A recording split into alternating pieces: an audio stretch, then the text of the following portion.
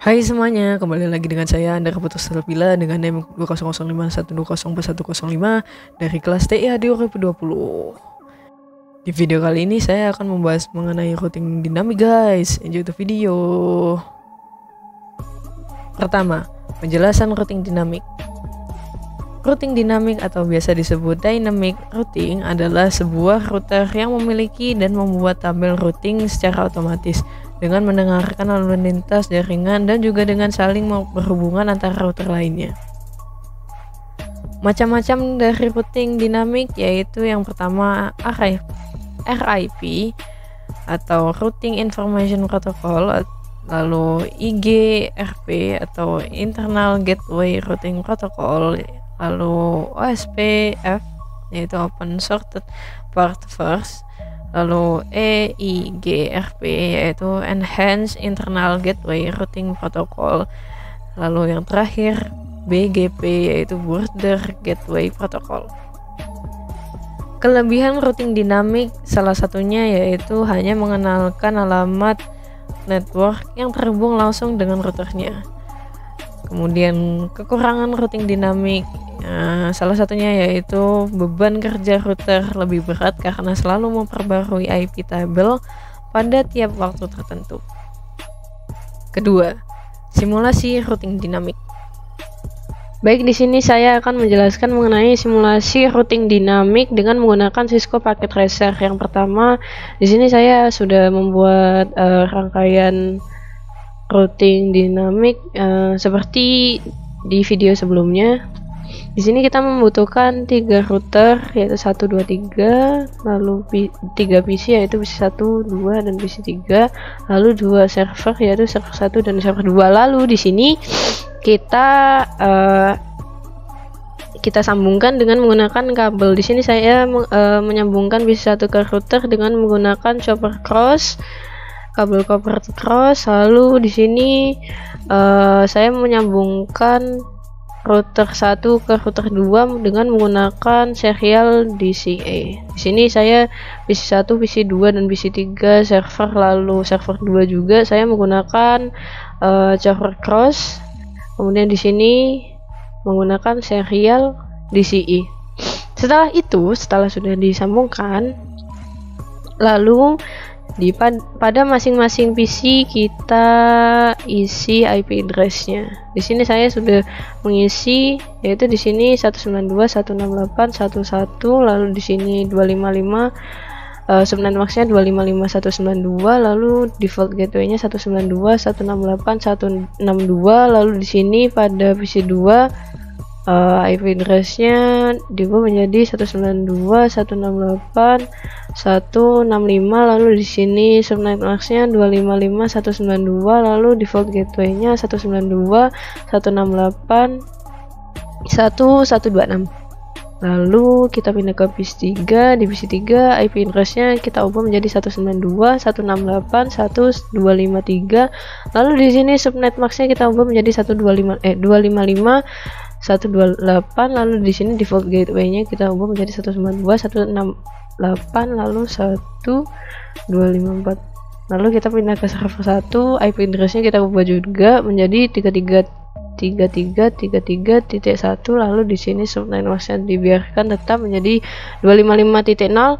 lalu di sini default gateway-nya kita ubah menjadi 33.3, lalu pindah ke server 2, IP address-nya kita ubah menjadi 43.1, di sini subnet max-nya kita ubah menjadi 255.0, lalu di sini default gateway-nya kita ubah menjadi 43.3.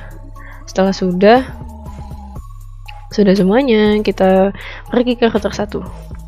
Pada router 1 di sini kita isi FA0-nya pada IP address-nya kita ubah menjadi 192.168.162, lalu di sini subnet max-nya kita ubah menjadi 255.192. Di sini port statusnya jangan lupa di-on-kan, lalu pindah ke FA1. Di sini kita ubah menjadi IP address-nya kita ubah menjadi 192.168.1.126, lalu subnet max-nya kita ubah menjadi 255.192. Di sini port statusnya juga di-on-kan. Kemudian kita pindah ke serial 2. Di serial 2 di sini IP address-nya menjadi 12.12.12.1, lalu di sini sebenarnya kita ubah menjadi 255.0, port statusnya juga di-on-kan. Lalu di serial 3 kita ubah menjadi 13.1, sebenarnya kita ubah menjadi 255.0, port statusnya juga di-on-kan. Setelah itu kita pindah ke router 2. Pada router 2 kita setting juga pada FA0 nya jadi 192.168.1.254, lalu sebenarnya kita ubah menjadi 255.128, port statusnya juga di on kan. Lalu kita pindah ke serial 2 nya.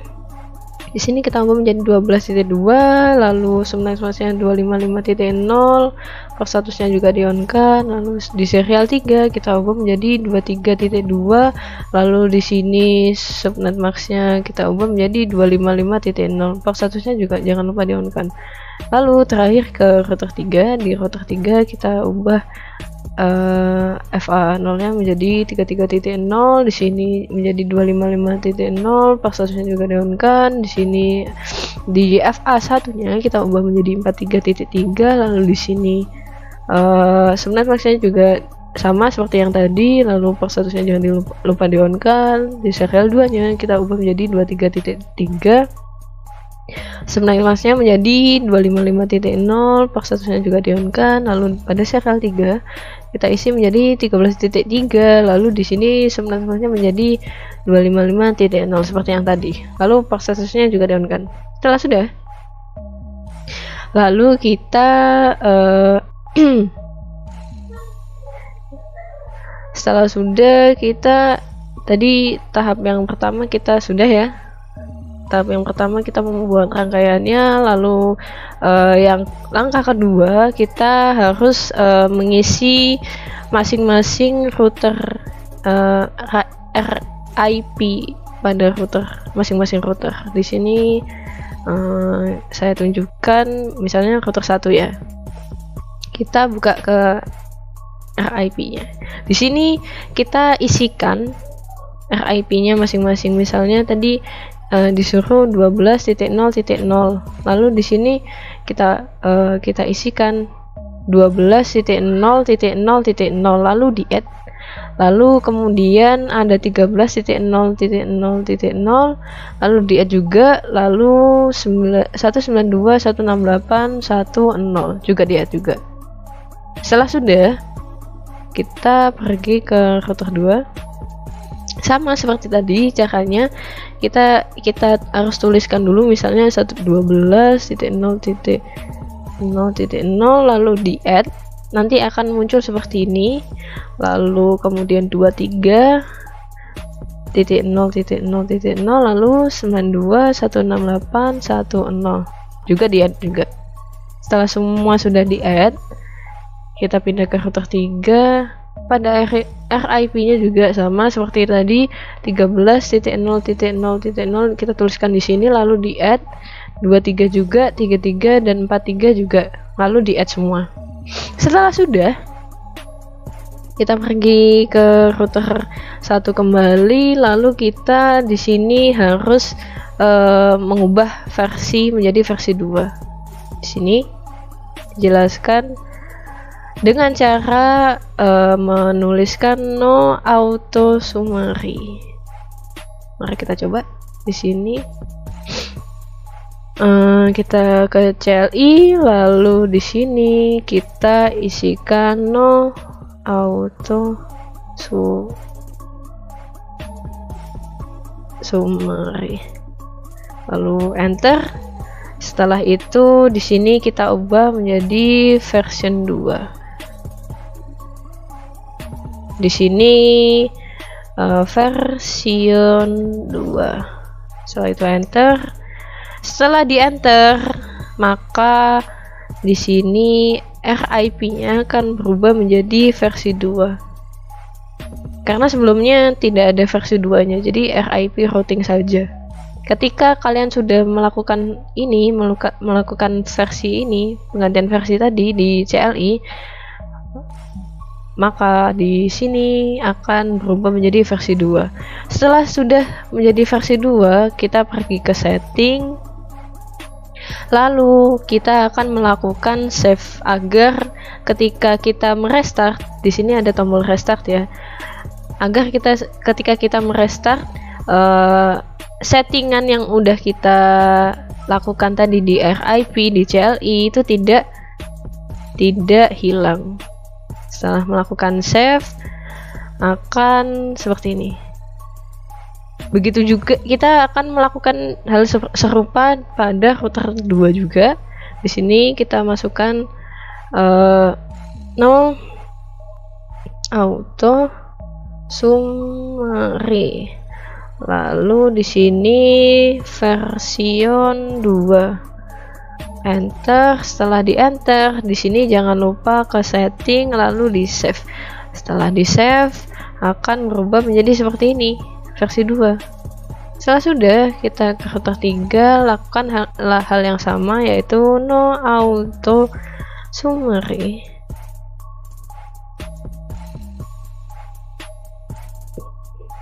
Lalu version 2. Lalu di enter. Setelah sudah, kita pergi ke config, setting, lalu di save. Jangan lupa di save. Di sini akan berubah menjadi versi 2. Setelah sudah semuanya, kita ke tahap selanjutnya. Sini kita akan coba untuk show IP route dengan cara pergi ke CLI, lalu kita ke router 1, lalu pergi ke CLI. Di sini kita enter. Karena saya tadi sudah mencoba, di sini jadi balik seperti awal lagi ya. Di sini saya contohkan yang sudah tadi seperti ini. Jadi tadi kan show IP router. Jadi pastikan untuk nanti jika kalian membuka CLI kembali, waktu kalian enter harus keluar router. Lalu kita isikan show IP route. Setelah sudah dimasukkan show IP route, lalu di enter, lalu nanti keluar seperti ini. Setelah sudah, lakukan hal serupa pada router 2 juga, di sini router 3 juga di CLI. Setelah sudah, kita ke tahap selanjutnya, yaitu simulasi. Yang pertama, contoh pertama itu PC1 ke PC2.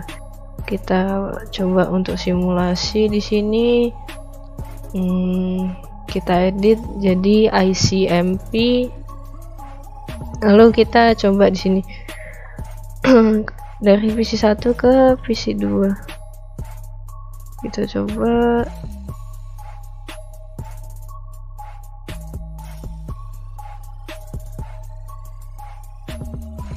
di sini sukses.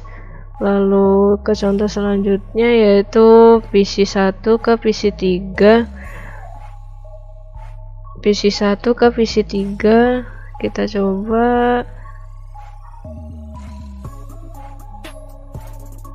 kembali lagi dan berhasil. Setelah itu kita coba ke contoh selanjutnya, yaitu PC1 ke server 1. PC1 ke server 1 kita coba, lalu kembali lagi dan berhasil ya. Di sini ada tanda centang artinya berhasil. Lalu kita pindah ke contoh selanjutnya, yaitu PC1 ke server 2. PC1 ke server 2 kita coba lagi. Setelah udah, akan kembali ke router 3, ke router 1, lalu ke PC1. Di sini centang berarti berhasil. Lalu contoh selanjutnya, yaitu PC3 ke PC1. PC3 ke PC1. PC3 ke PC1.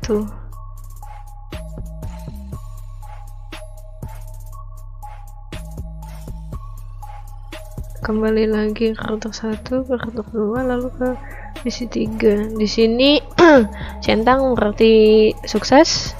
Lalu contoh selanjutnya PC3 ke PC2. Kita coba router 2 terus ke router 1 ke PC2, lalu kembali lagi. Lalu di sini centang, artinya sukses. Lalu kita coba ke contoh selanjutnya, yaitu PC3 ke server 1, PC3 ke server 1. Lalu ke server 1, kembali lagi ke router 3, ke router 2, lalu PC3.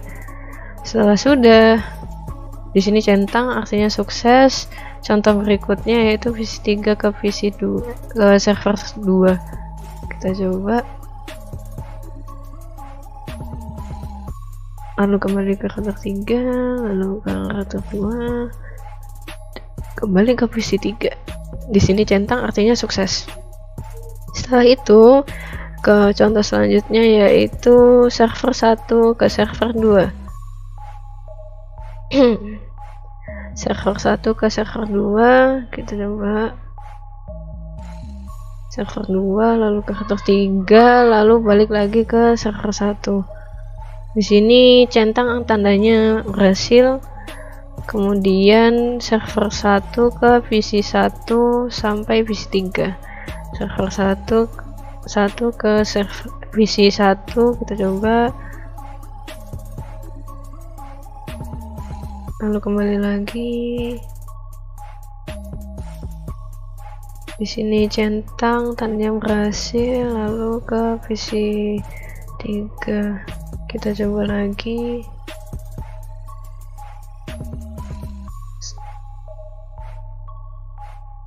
Kembali lagi, dan di sini tandanya centang artinya berhasil. Setelah sudah melalui tahap 7, yaitu simulasi pada PC masing-masing, lalu kita ke langkah selanjutnya. Kita kembali lagi ke mode real time, lalu tracing dengan poin 3, lalu amati. Kita kembali ke sini, lalu setelah sudah ke real time, kita coba untuk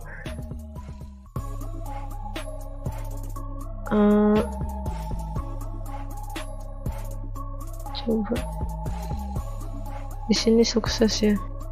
Oke, kita coba ke langkah selanjutnya, yaitu buat skenario jalur routing 1, yaitu R1 routing dan routing 3 jalur putus disable salah satu interface. Jadi di sini saya akan mencoba untuk memutus jalur router 1 ke router 3, dan bagaimana hasilnya kita simak bersama. Kita putus, lalu kita coba tadi kita coba untuk contoh yang pertama, yaitu PC1 ke server 1. Kita coba apakah ini bisa. Kita pergi ke simulasi. Di sini sudah, lalu kita coba yaitu PC1 ke server 1.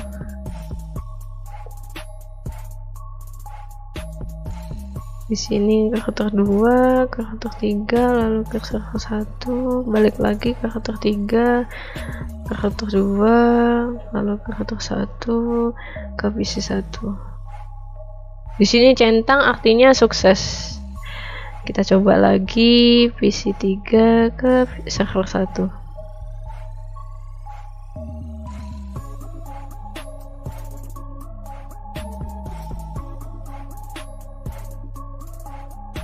Kembali lagi ke router 2, lalu ke PC3. Di sini centang artinya sukses. Berarti dengan memotong jalur dari router 1 ke router 3 tidak mempengaruhi bagaimana pesan dari PC 1 ke server 1, demikian server ke PC yang lain tidak terpengaruh, masih bisa dideteksi oleh masing-masing router dan server.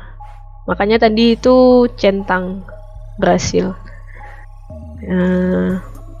Baiklah,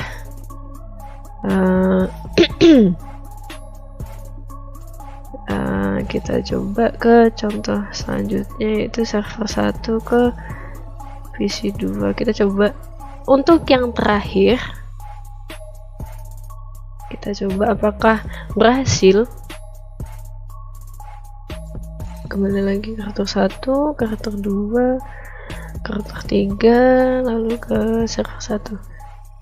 Di sini centang berarti berhasil. Seperti itu. Kita bisa juga melakukan contoh-contoh yang lain, misalnya server 2 ke PC 1 atau server 2 ke PC 3. Sama saja kan berhasil. Seperti tadi yang contoh server 1 ke PC 2 dan PC 1 ke server 1. Demikian penjelasan simulasi routing dinamik dengan menggunakan Cisco Packet Tracer. Anyways, cukup sampai di sini video mengenai routing dinamik. Sampai jumpa.